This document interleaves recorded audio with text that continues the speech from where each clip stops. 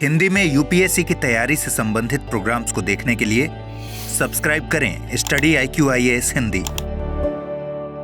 दोस्तों, सबसे पहले तो आप सबको एडवांस में दीप पर्व दिवाली की बहुत बहुत शुभकामनाएं। इस वीडियो को अंत तक जरूर देखिएगा, आपके लिए कुछ स्पेशल अनाउंसमेंट है स्टडी IQ की तरफ से। ठीक है, चल, आपने थंबनेल देखा होगा, डोपामाइन ओवरडोज की मैं बात करने वाला हूं।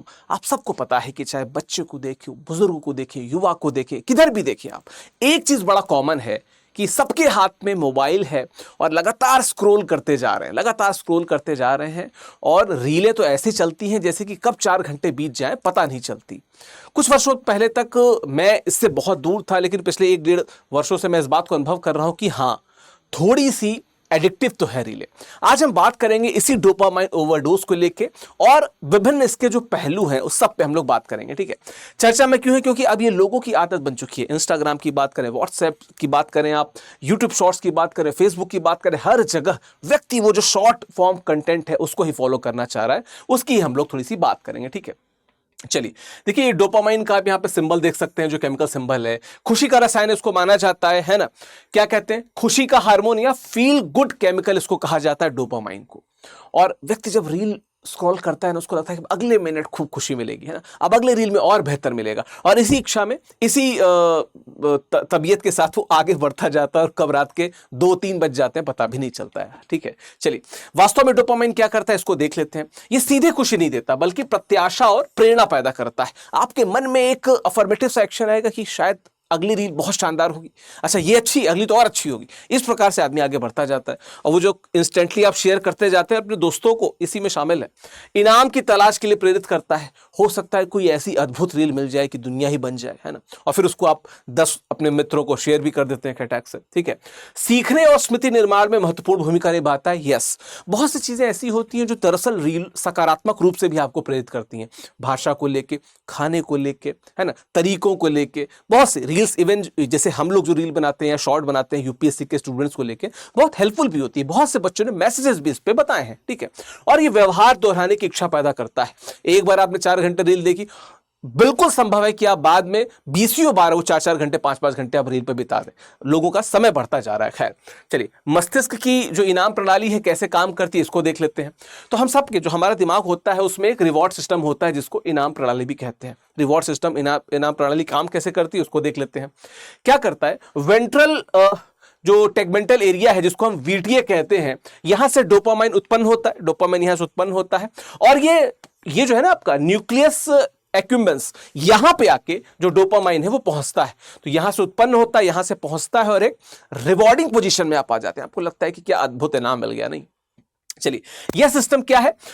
जिसको कहते हैं मेसोलिम्बिक पाथवे, इसी पाथवे को फॉलो करता है और इसके माध्यम से जुड़ा होता है। जब हम कुछ सुखद अनुभव करते हैं, जैसे अच्छा खाना, कोई उपलब्धि हासिल करना या किसी प्रियजन से मिलना, तो यह पाथवे सक्रिय हो जाता है और डोपामाइन रिलीज होता है। तो यहां से यहां जो ये मेसोलिम्बिक पाथवे है, इसके द्वारा डोपामाइन आता है और आपको खुशी अनुभव होता है। वो एक ऐड आता है ना, ये हर बात पे चल दारू पीते हैं, इस प्रकार की जो ऐड आते हैं, मैं इसको प्रमोट नहीं कर रहा, पर मैं बता रहा हूं, वो सब उसी डोपामाइन से रिलेट किए जाते हैं, इसी डोपामाइन से ये जुड़ के आते हैं। ठीक है, चलिए, बात करें इसके बाद की, तो नशीली दवाएं और डोपामाइन की पुरानी लत। देखिए, डोपामाइन जिसकी मैं बात कर रहा हूं, यह कोई नया कॉन्सेप्ट नहीं। पहले भी जब हम नशीली दवाओं की बात करते थे तो डोपामाइन की बहुत बात होती थी। दरअसल पहले डोपामाइन ओवरडोज के लिए, डोपामाइन रिलीज होने के लिए जो सबसे पहली चीज कारगर तौर पे नकारात्मक ही सही दिखती थी, वो थी जो नशीली दवाएं हैं। मतलब लोग डोपामाइन रिलीज करने के लिए नशीली दवाओं का प्रयोग करते थे। जैसे आप बात करें कोकीन के, हेरोइन, निकोटीन, अल्कोहल, ये सब जो है, ये सब डोपामाइन रिलीज करते थे और लोग इसी को फील करके फिर, जिसे कहते हैं ना कि तृतीय तल पे पहुंच जाते थे, है ना। ठीक है, इसमें क्या होता था कि प्राकृतिक इनाम होते नॉर्मल, वो फीके पड़ जाते जब आपको डोपामाइन की आदत हो जाती है ना। भोजन, रिश्ते, उपलब्धियां, सब कुछ नीरस लगने लगते हैं और आपको बार बार लत लगती है, तलब लगती है। रील के साथ भी ऐसा ही है, हम उस पर आएंगे भी। सहनशीलता विकसित होती है, वही प्रभाव पाने के लिए अधिक मात्रा में आवश्यकता होती है। जैसे मैं लिकर के केस में बताता हूं, आप बहुत से लोगों को जानते होंगे जो शुरुआत में 1 या 2 केन से बहुत हैवी उनको हिट कर जाता होगा, फिर वो 4, 5, 6, 7 केन तक पहुंच जाते हैं। ये ऐसे ही बढ़ता है। ठीक है, निर्भरता बढ़ती है, बिना इसके लोग सामान्य नहीं महसूस करते। वो देखते हैं ना जो ड्रग्स के आदी हो जाते हैं, ऐसे रील्स के भी आदी हो जाते हैं। अभिषेक उपन्यु का एक स्टैंड अप है जिसमें वो बताते हैं कैसे हर 2 मिनट में अगर रील नहीं दिखती तो आदमी अजीब सा महसूस करने लगता है, और हर 2 मिनट में आपको कोई ना कोई एक रील शेयर कर रहा होता है ना। यह क्यों होता है? क्योंकि दिमाग, जिसको हम कहते हैं होम्योस्टैसिस, यानी संतुलन बनाए रखने की कोशिश करता है, और कहीं भी लगता है डोपामाइन रिलीज होगा, तुरंत बताता है कि डोपामाइन की जरूरत है, और आप तुरंत चले जाते हैं नशे के क्षेत्र में। पहले तो ये होता था, अब आप रील उठा के देखने लगते हैं, ठीक है।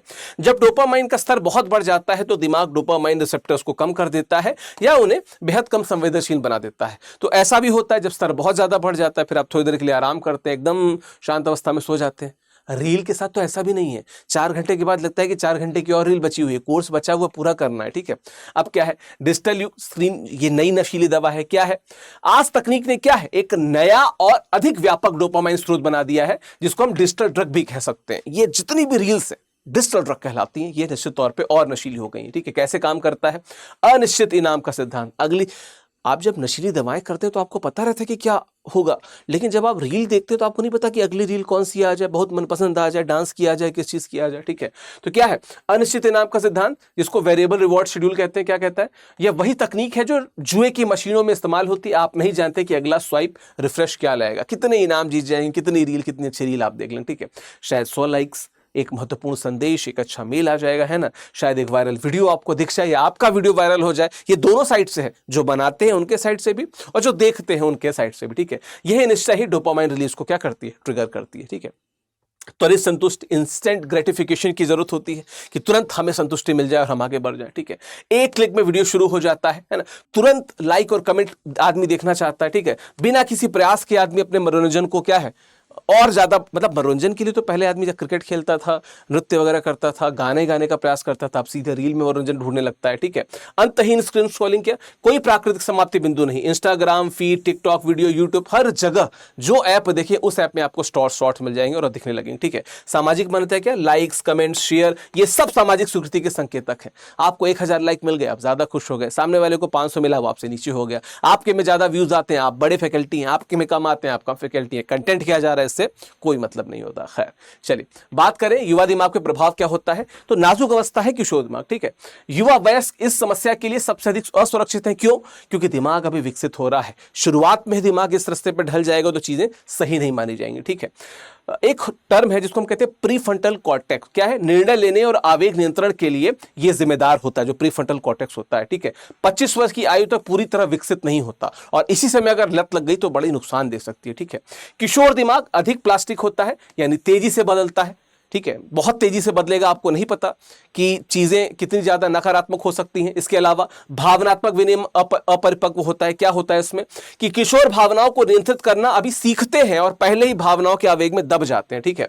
इसके अलावा वे तात्कालिक इनाम को दीर्घकालिक परिणामों से अधिक महत्व देने लगते हैं। और क्या है, पहचान निर्माण की अवधि की बात क्या है कि इसी समय चाहते हैं कि हम कितने बड़े सेलिब्रिटी हो जाएं और कितने बड़े फैकल्टी बन जाएं, ठीक है। इस उम्र में सामाजिक स्वीकृति अत्यंत महत्वपूर्ण होती है और हर लाइक में, हर शेयर में, हर जो कमेंट में उनको कुछ ना कुछ इंपॉर्टेंस देखनी होती है और उसके पीछे वो भागे रहते हैं, ठीक है। और सोशल मीडिया इस आवश्यकता को हथियार बना देता है और हम सबको पता है कि किस प्रकार हम सोशल मीडिया में सब चीजों के गुलाम होते जा रहे हैं, ठीक है। चौंकाने वाले तथ्य क्या है? मानसिक स्वास्थ्य पर प्रभाव। जो किशोर दिन में 3 घंटे से अधिक सोशल मीडिया का उपयोग करते हैं उनमें चिंता और अवसाद के लक्षण काफी अधिक होते हैं। सोशल मीडिया के उपयोग और किशोर लड़कियों में आत्महत्या के जोखिम बहुत ज्यादा बढ़ते जा रहे हैं, ठीक है। इसके अलावा दिमाग की संरचना में परिवर्तन की बात क्या है? ग्रे मैटर, जो दिमाग की ऊतक कहे जाते हैं, की मात्रा में कमी है, विशेष रूप से प्रीफ्रंटल कॉर्टेक्स में। तो जो मजबूती दिमाग को मिलती है वो बहुत कमजोरी में बदल गई है, ठीक है, इस प्रकार की चीजों के कारण। डोपामाइन रिसेप्टर्स की संख्या में कमी, ठीक वैसे जैसे नशीली लत में होता है। जैसे क्या होता है कि अब एक आदमी 1 कैन में उसको नशा आ जाता है, फिर वो 10 कैन में नशा नहीं आता है। ऐसे ही आपको पहले 1-2 रील के से मजा आ जाता था, अब आप 4-4 घंटे 5-5 घंटे मजा ही खोज रहे हैं उसमें। उसी की बात हो रही है। संज्ञानात्मक कार्यों पर असर क्या होता है? ध्यान की अवधि में कमी होती है, लंबे समय तक किसी एक चीज पे ध्यान केंद्रित करने में हमें कठिनाई होती है ना।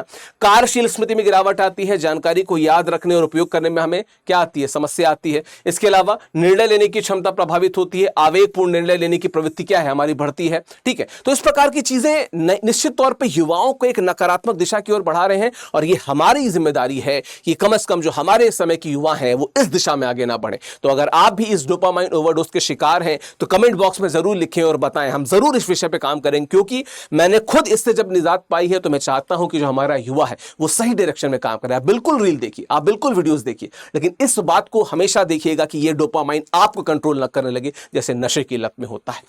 सबसे पहले तो जब मैंने आपको बताया था शुरुआत में कि दिवाली के लिए कुछ स्पेशल अनाउंसमेंट है, वो ये कि इस समय दिवाली उत्सव सेल चल रही है, तो आपको हमारे इंग्लिश, हिंदी और इंग्लिश बैचेस में और 2026 के फास्ट ट्रैक बैच, 2027 के बैच है, 2028 के जो हमारे लॉन्ग टर्म बैच है, सब में अधिकतम डिस्काउंट मिलेगा। जो कोड फ्लैश कर रहा है विकास लाइव, इस कोड का प्रयोग करेंगे आपको अधिकतम डिस्काउंट मिलेगा। ध्यान रखिएगा 22 अक्टूबर तक ये सेल चलेगी, उसके बाद प्राइस वापस नॉर्मल हो जाएंगे, तो आपको देर नहीं करनी है, ठीक है। हिंदी साहित्य के साथ भी कि 28 अक्टूबर को हिंदी साहित्य का नया बैच शुरू हो रहा है। 22 अक्टूबर तक सेल में अधिकतम डिस्काउंट का लाभ आप हिंदी साहित्य में भी पा सकते हैं। ये जो अक्टूबर बैच है ये सूरदास जी के साथ शुरू हो रहा है। इस बैच में जुड़ने के लिए आप हमारे ऐप या वेबसाइट पे जा सकते हैं। बाकी अगर आप मेरे टेलीग्राम या इंस्टाग्राम से जुड़ना चाहते हैं तो स्कैन करके जुड़ जाइए, @officialvikas या @vikas live, इधर टेलीग्राम इधर इंस्टाग्राम। मिलते हैं, बात करते हैं यूपीएससी को लेकर। और अगर आपको भी लगता है कि डोपामाइन आपको कंट्रोल कर रहा है तो कमेंट बॉक्स में जरूर बताइएगा। Thank you so very much, धन्यवाद। हिंदी में यूपीएससी की तैयारी से संबंधित प्रोग्राम्स को देखने के लिए सब्सक्राइब करें स्टडी IQ IAS हिंदी।